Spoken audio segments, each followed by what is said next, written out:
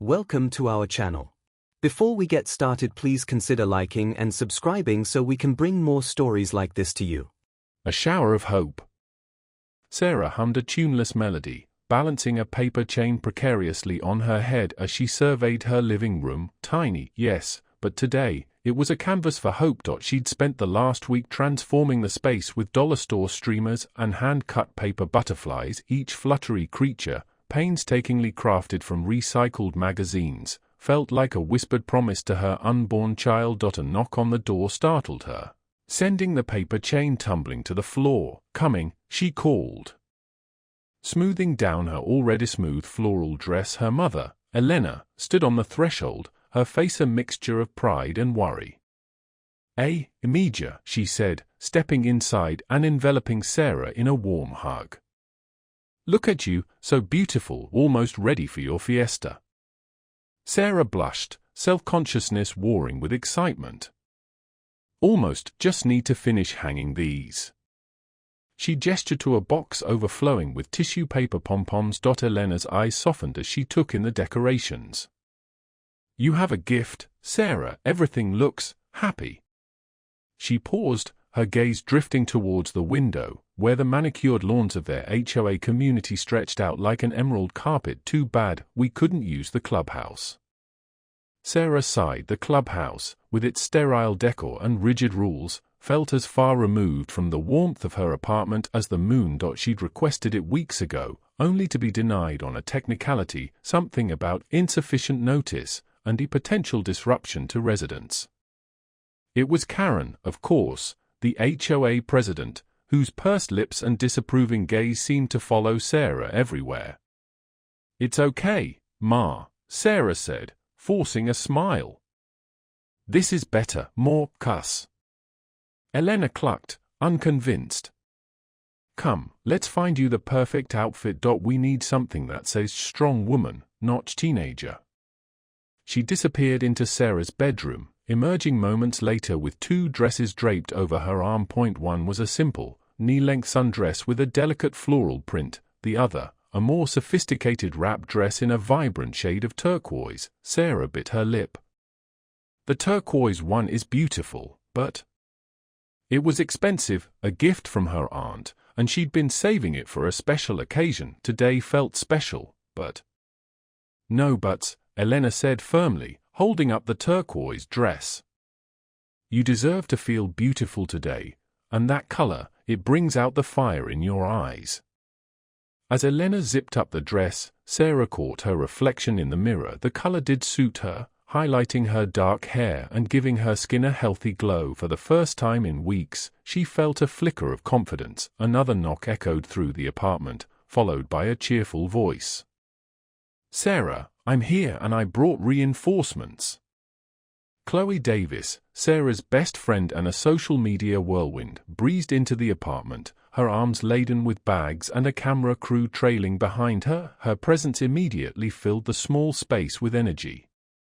"Chloe, you didn't have to bring a whole production team," Sarah protested, though a smile tugged at her lips. Chloe grinned, her eyes sparkling with mischief. "Honey, a baby shower this fabulous deserves to be documented. Besides," she lowered her voice conspiratorially, "think of the exposure. We can tag local businesses, maybe even get some sponsorships for the little one."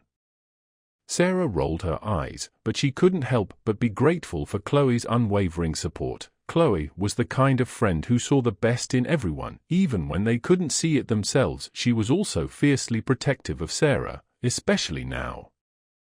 "Right, let's get this party started," Chloe announced. Clapping her hands together, she set down her bags and immediately began directing the camera crew, expertly positioning them to capture the best angles. Elena, initially taken aback by the sudden influx of people and equipment, quickly warmed to Chloe's infectious enthusiasm. Within minutes, she was helping unpack the decorations, laughing and chatting with the crew as if she'd known them for years. As Sarah watched her mother and Chloe working together, a wave of emotion washed over her. She was surrounded by love, by support, by a community that believed in her, even when she doubted herself. The paper butterflies suddenly seemed to flutter a little brighter, the streamers to shimmer a little more vibrantly. but beneath the surface of joy, a sliver of unease lingered. She couldn't shake the feeling that something was about to go wrong. Karen, with her ever-present disapproval, was a looming shadow on the horizon. Sarah took a deep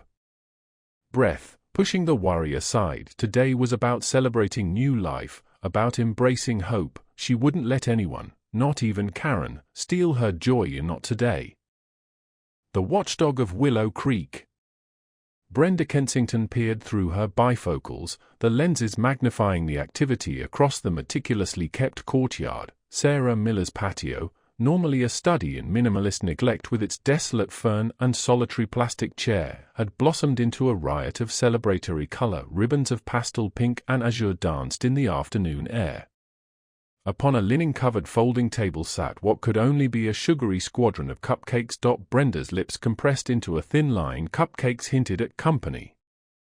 Company suggested, in fractions. Her fingers tightened on the floral pattern of the lace curtain, the delicate fabric biting into her skin, the telltale sign. Cars, too many of them, choked the usually tranquil street. An out-of-state silver sedan gleamed under the sun. A battered pickup, undoubtedly a stranger to these parts, and, unbelievably, a convertible brazenly trespassing on Mrs. Henderson's prized lawn. Her fingers danced across the keyboard of her aged computer, the screen's luminescence cast her face in an eerie glow, deepening the etched lines around her mouth. The HOA's sacred scripture, Section 4, Subsection B, Assembly and Vehicle Limitations. Brenda scrolled, a determined furrow creasing her brow. Sound pollution must not exceed 60 decibels post 8:00 p.m. Vehicles are restricted to designated parking. Guest passes require 48-hour advance notice. Any gathering disrupting public order will face immediate cessation and penalties.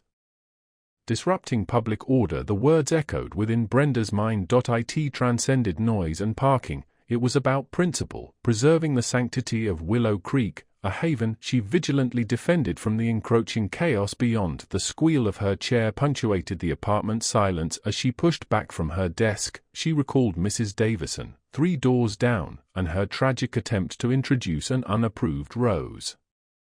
Hybrid teas only, Mrs. Davison, Brenda had stated, her tone firm yet, she hoped, laced with kindness. Bylaws, page 17, paragraph 3. Mrs. Davison dissolved into tears, muttering accusations of tyrant and garden gnome with a vendetta.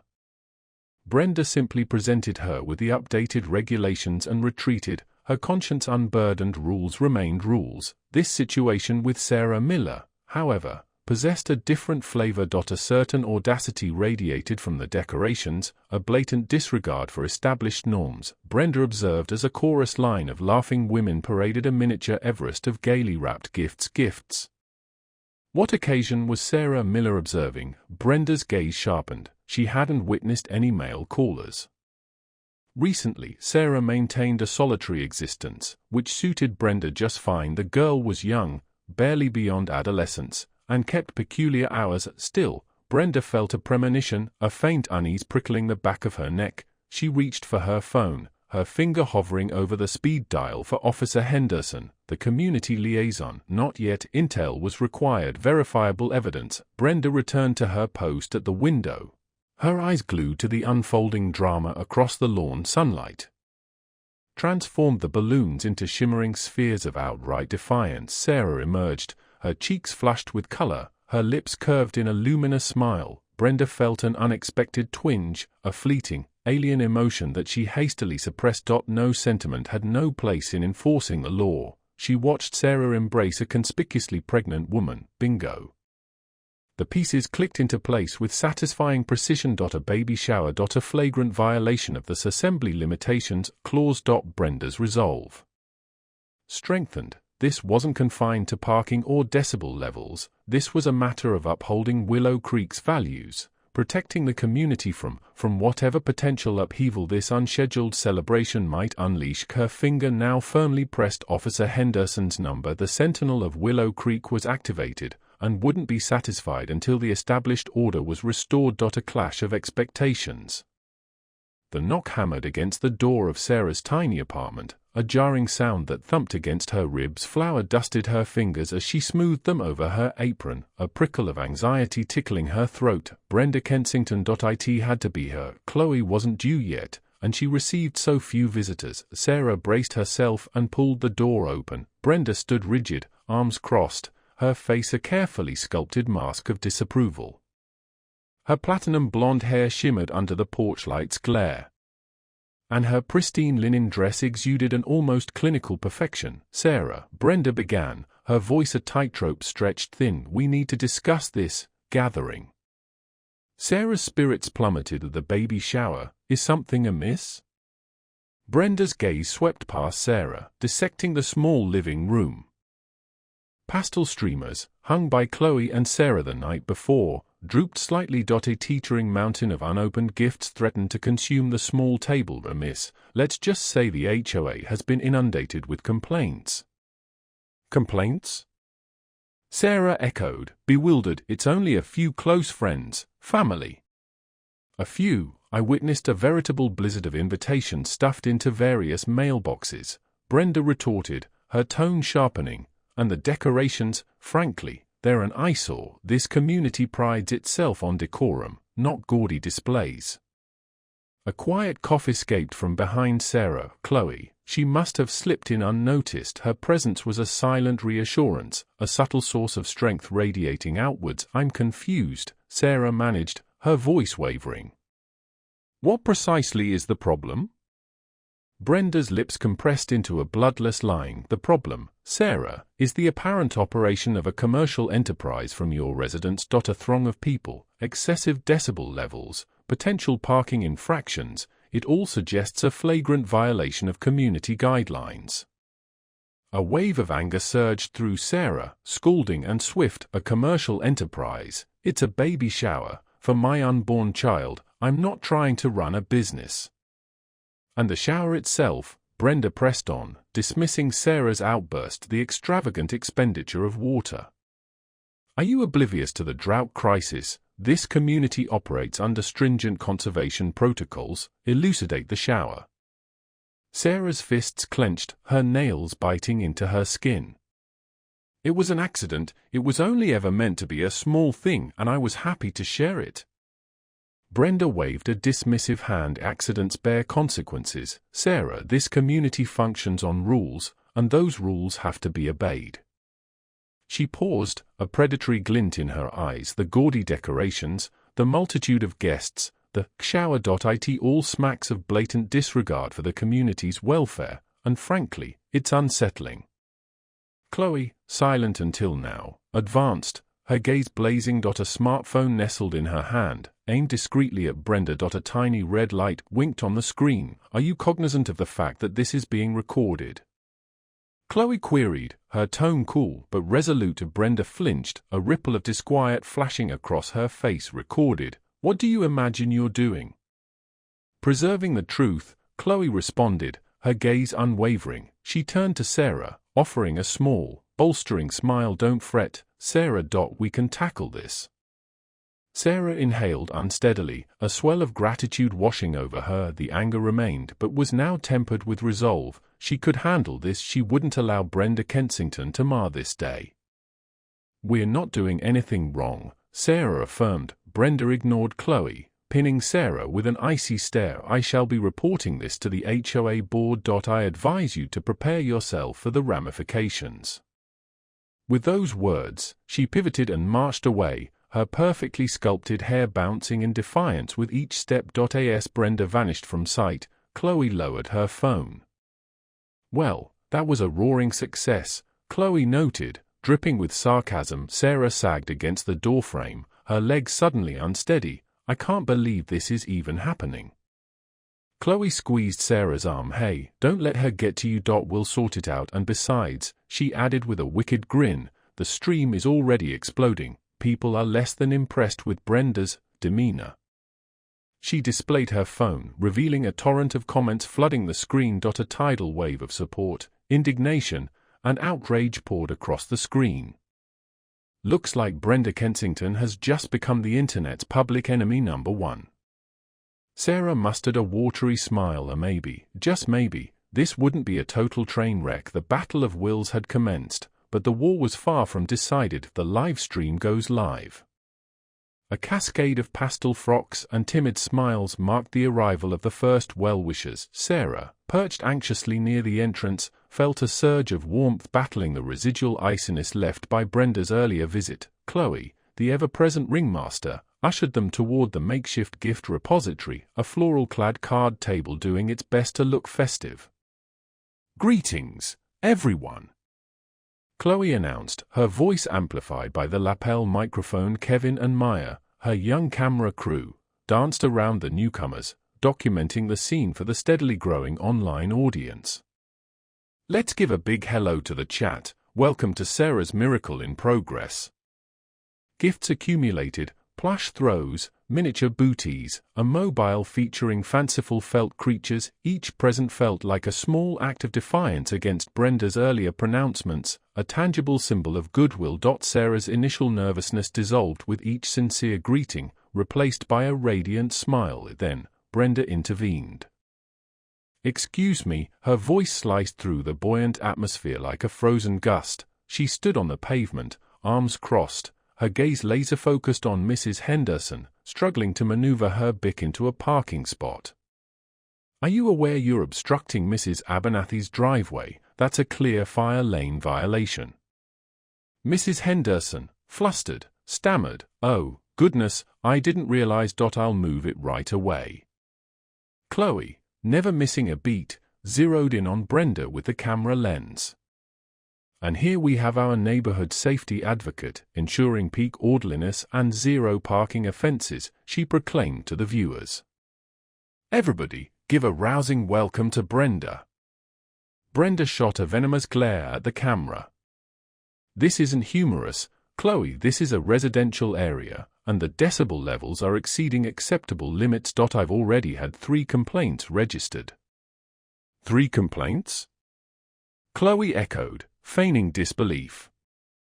"From whom, Brenda? The local songbirds?" A smattering of nervous laughter rippled through the crowd. Sarah's stomach twisted into knots. This was precisely what she had dreaded. The influx of guests continued, exacerbating the parking woes. Brenda, seemingly energized by sheer answer, grew increasingly agitated. She began dispensing warnings about noise pollution, walkway blockages, and even the altitude of the balloons tethered to the mailbox. "Those balloons are a visual eyesore," she declared to a perplexed couple bearing a jumbo-sized teddy bear. "They disrupt the overall aesthetic balance of the locale." Chloe, spotting opportunity, zoomed in on the stuffed animal, then swung back to Brenda's grim expression. "Aesthetic balance, people, apparently. Happiness is a misdemeanor in Kensington Estates." She added a whimsical filter to the feed, haloing Sarah's head with animated hearts as she attempted to defuse the situation. Sarah, her voice trembling just slightly, attempted to reason with Brenda.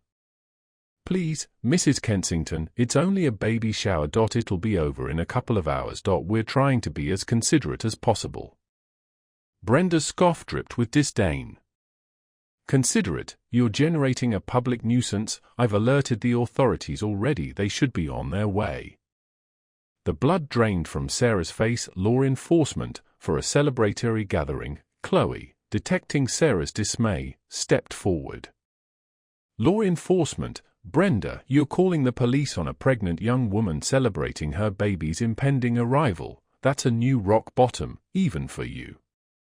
The live stream commentary erupted, a surge of indignation and outrage aimed squarely at Brenda. Chloe read a few snippets aloud, seriously.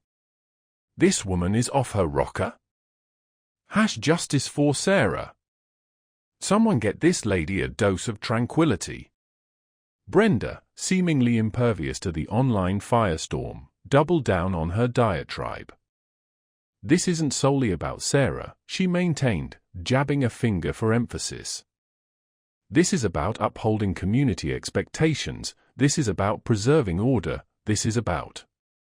Her voice faded as a patrol car braked at the curb. Sarah's spirit plummeted. This was no longer a petty annoyance. It was a full-blown fiasco, unfolding for the entire digital world. 9/11. What's your emergency? The screen of Brenda's phone glowed in the dim light of her meticulously organized living room. She stabbed at the numbers with a manicured nail. 9-1-1. The ringing was like a hymn to order, a validation of her authority on 9/11. What's your emergency? The voice on the other end was calm, professional. Brenda straightened her spine, picturing Sarah Rodriguez's brightly decorated patio. I'm calling to report a disruptive gathering. A complete violation of community standards. It's at 14 Oakwood Drive. Can you describe the disturbance? Well, Brenda began, her voice laced with manufactured concern. It's excessive loud music, shouting, and frankly, a rather large crowd. It's a weekday afternoon, and these people are creating a public nuisance. I suspect they don't even live here, probably visitors, transient types. She paused, adding a layer of drama, and I'm concerned about underage drinking. It's just irresponsible. The operator's voice remained neutral. Are you reporting underage drinking or a noise complaint? Brenda bristled. Both. It's a recipe for disaster, and frankly, this isn't the kind of element we want in our community. It's a safety issue. She could almost taste the victory of restoring order, of asserting her dominance over the perceived chaos. Minutes later, 2 police cruisers pulled up to the curb outside Sarah's townhouse. The flashing lights cast an unsettling glow on the pastel balloons and hand-painted signs. Chloe, ever vigilant, aimed her phone, broadcasting the scene live to thousands of viewers. 2 officers, a man and a woman, approached the patio. The music had been turned down, but the air still buzzed with nervous energy. Sarah stood near the edge of the patio, her face pale, but her chin held high. Chloe stood beside her, a reassuring hand on Sarah's arm. Brenda emerged from her house, a self-satisfied smirk plastered on her face. Officers, thank goodness you're here. I'm Brenda Kensington, HOA representative for this community. The male officer, a young man with kind eyes, addressed Sarah. We received a complaint about excessive noise and a possible disturbance. Can you tell us what's going on here? Sarah swallowed, her voice trembling slightly. It's just a baby shower, for my baby. Brenda scoffed at a baby shower that looks more like a rave, and frankly, officer, I doubt she can even afford to raise a child in this neighborhood. Single mother, no visible means of support. Her voice dripped with disdain. Chloe stepped forward, her camera capturing every nuance of Brenda's expression. Excuse me, are you suggesting Sarah doesn't deserve to live here because she's pregnant and single? That's not only rude, it's discriminatory. The female officer narrowed her eyes at Brenda. Those comments are inappropriate. We're here to address a noise complaint, not to judge someone's personal circumstances. Brenda ignored her. It's a matter of property values. Officer, we have a reputation to uphold. This spectacle, it's dragging down the entire community. The male officer sighed. We've received no other complaints. The noise level is now within acceptable limits. We're going to have to ask you to refrain from making disparaging remarks. He turned back to Sarah, his voice gentle. As long as you keep the noise down, we have no reason to stay. Congratulations on the baby. As the officers turned to leave, Brenda couldn't resist a parting shot. Just wait until the baby comes. Late night crying, constant visitors, this community will be in chaos, and who's going to pay for all that? Certainly not her. Chloe, her live stream audience growing by the second, zoomed in on Brenda's face. The comment section exploded with outrage. Sarah, despite the humiliation, stood tall, a defiant spark in her eyes. This wasn't over, not by a long shot. Karen exposed. The view counter on Chloe's phone blurred. Numbers swam, digits multiplying faster than Sarah could fold tiny pastel washcloths into the shape of swans. 50,000. 100,000. Chloe kept her phone trained on Brenda, who was now red-faced and sputtering. This is harassment. I demand you stop filming me immediately. Brenda screeched, pointing a shaky finger at Chloe's camera. The trembling hand only amplified the image of a woman unraveling. Harassment, Brenda? Chloe's voice dripped with sweet sarcasm. You were about to have this pregnant teenager arrested for celebrating the impending arrival of her child. Pretty sure the internet disagrees with your definition of harassment.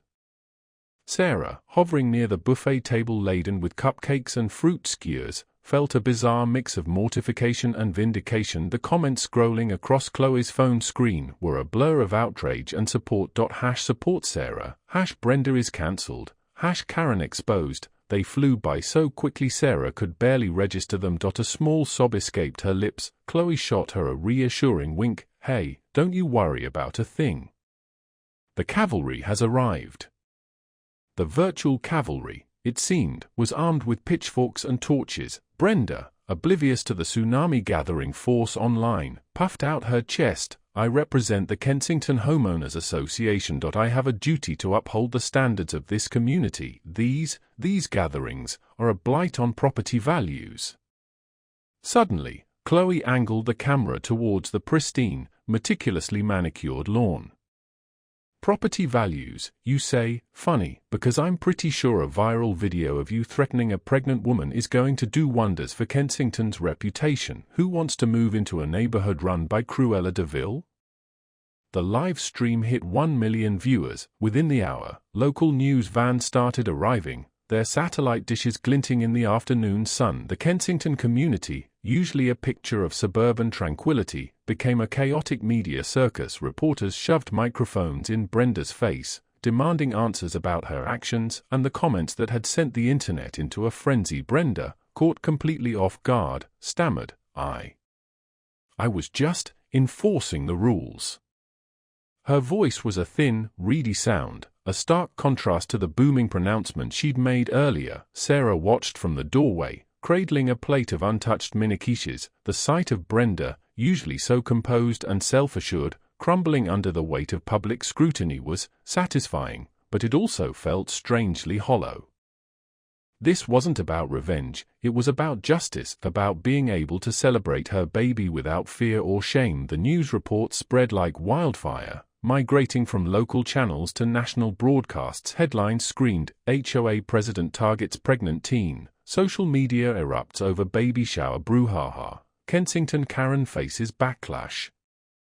The real damage, however, came when advertisers started pulling their sponsorships from Kensington HOA events. A local bakery withdrew its offer to provide desserts for the upcoming community picnic. The landscaping company that meticulously maintained the neighborhood's flowerbeds issued a statement condemning Brenda's actions and announcing a donation to a local teen pregnancy resource center.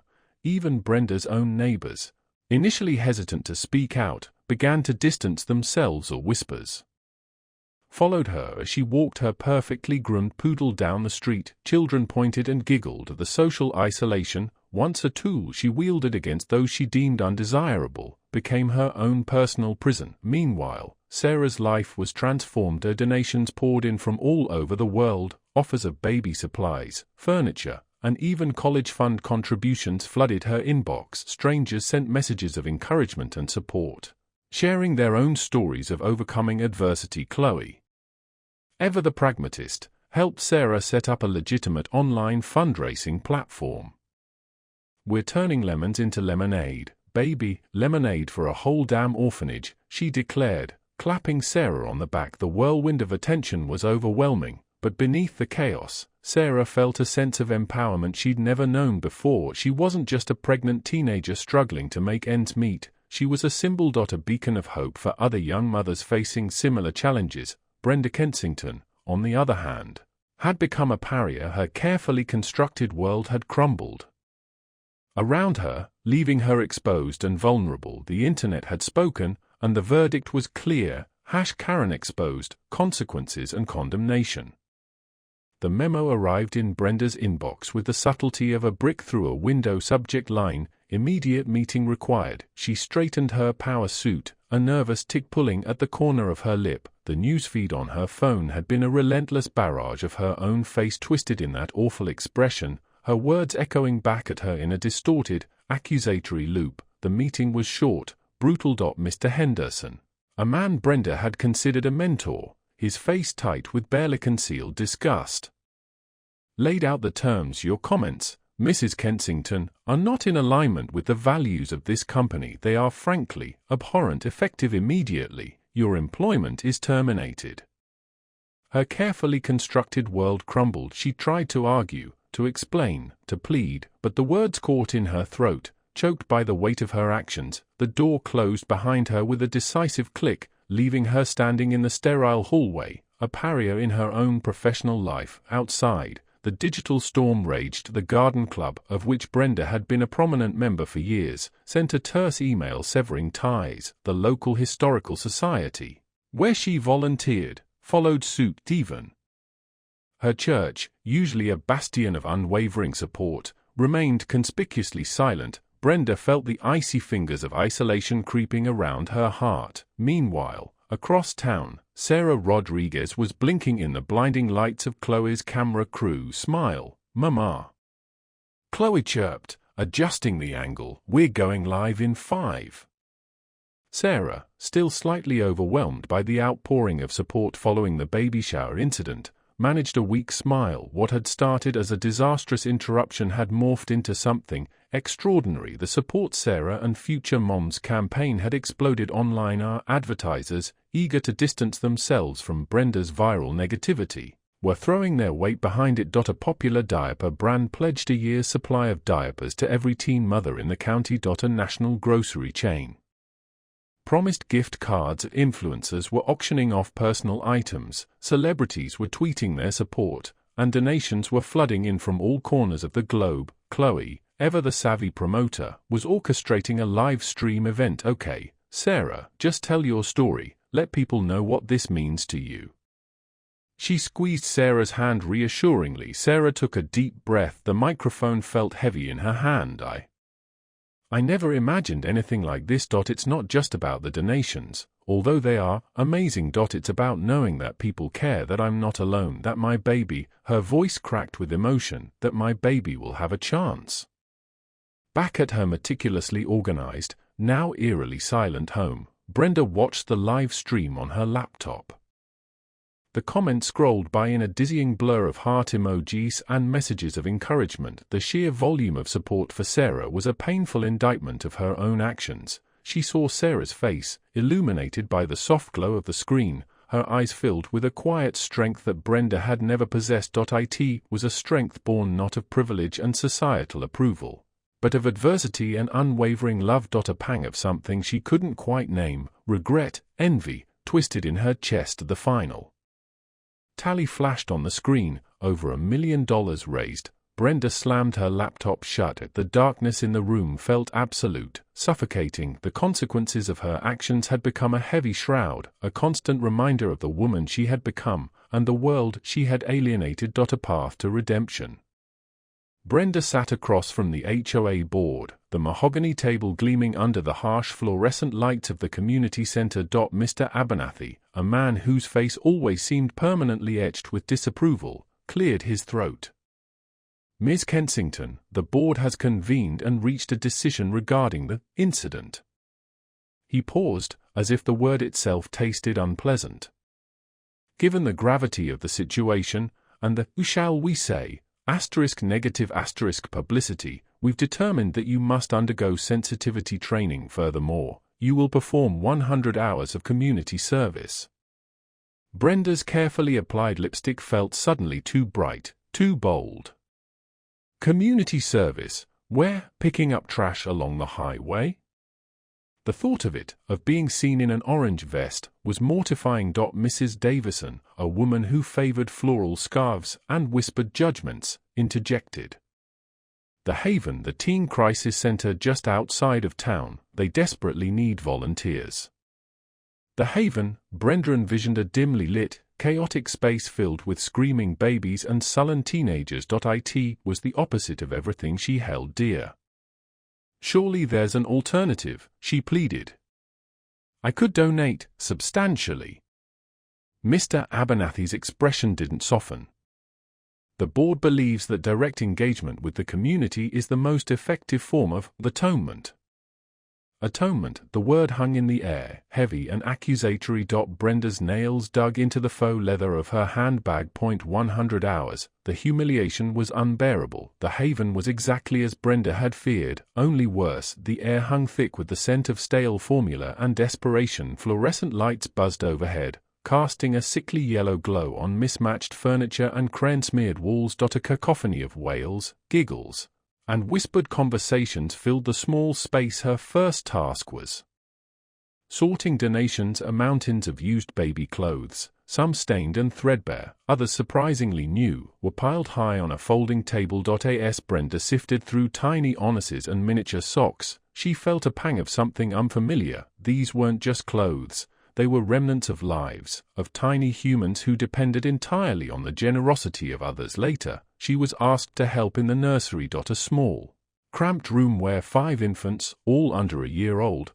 vied for attention. A young girl, no older than 17, with tired eyes and milk-stained t-shirt, struggled to soothe a crying baby while simultaneously trying to feed another. "Sarah?" Brenda asked hesitantly, remembering the name from a staff introduction. "Can I help?" Sarah looked up, startled.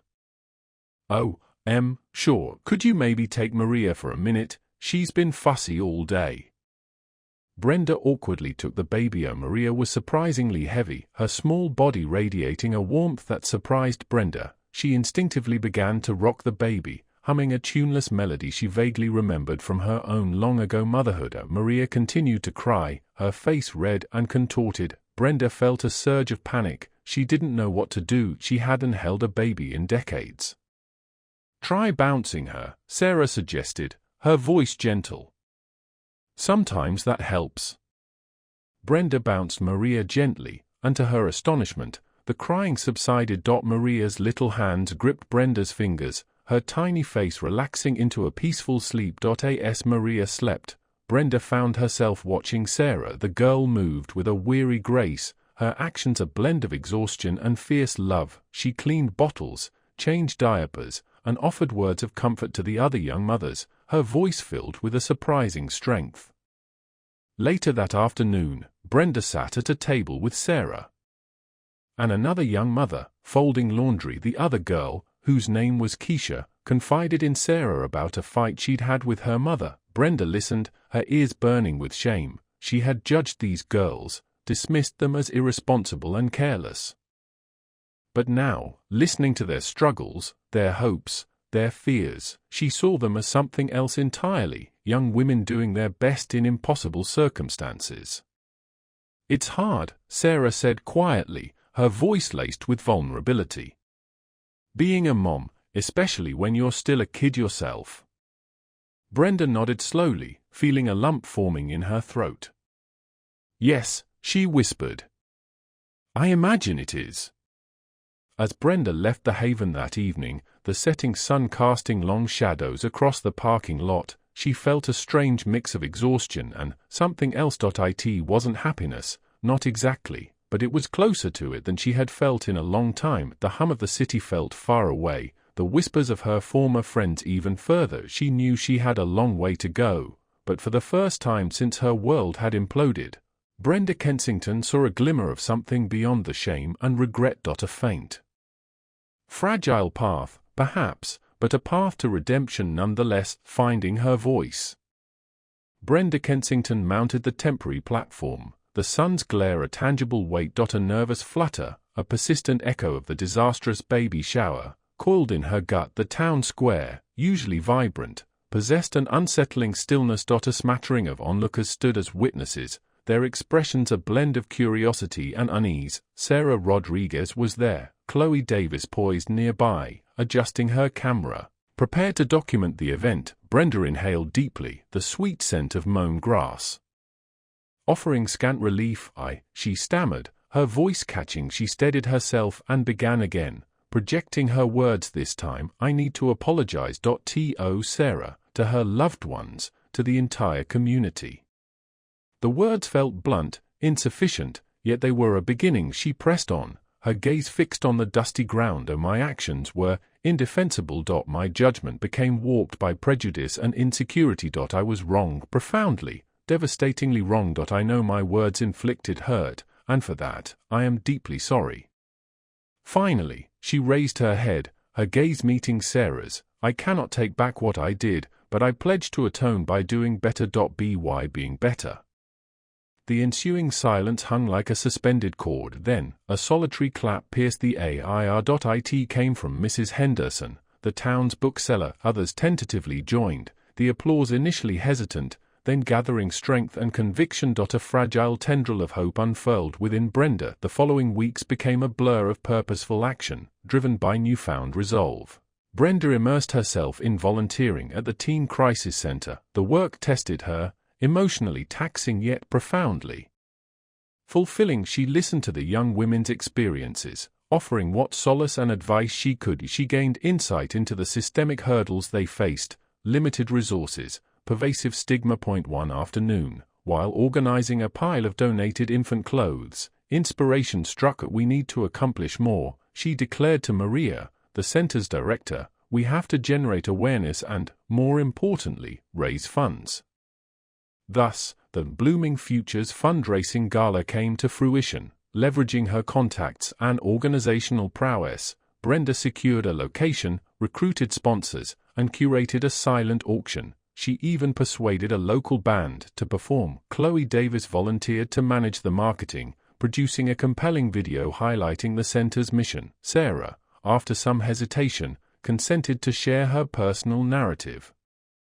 The gala proved to be a resounding triumph. The venue throbbed with an excited energy, teeming with individuals eager to champion the cause. A wave of pride washed over Brenda as she stood on stage. While she'd organized galas before, this one possessed a unique significance. Later that month, Brenda stood at a lectern in the same town square that had once been the site of her public shame. This time, however, she'd been invited. The town council had arranged a community forum focused on supporting young mothers, and they had asked Brenda to speak. Her heart hammered as she surveyed the gathering. She had devoted countless hours to preparing her address, but now, beholding the faces before her, she set aside her prepared remarks. I once labored under the illusion that I held all the answers, she began, her voice now clear and unwavering. I was wrong, terribly wrong. I prejudged Sarah, and I condemned all young mothers. I viewed them as a problem, a drain on our community. She paused, inhaling deeply. However, I've since come to realize that these young women are not a blight, but rather a wellspring of strength, resilience, and untapped potential. They merit our support, our empathy, and our understanding. She spoke with fervor about the adversities teen mothers face, underscoring the necessity of providing access to education, healthcare, and childcare. She implored the community to embrace these young women, offering a hand up instead of a condemning gaze. We are all susceptible to missteps, she concluded, but it's our response to those errors that defines us. Let us choose to glean wisdom from our errors, to evolve, and to cultivate a more inclusive and compassionate community for everyone. A thunderous ovation erupted from the crowd. As Brenda descended from the podium, Sarah embraced her. Thank you, she whispered, her eyes glistening with tears. You're truly making a difference. Brenda squeezed Sarah's hand, a genuine smile lighting her face. Although the journey ahead remained long, she knew, with unwavering conviction, that she was finally treading the correct path. She had discovered her voice, and she resolved to wield it to effect positive change. The road to redemption was paved with humility and diligence, and Brenda Kensington was prepared to traverse it.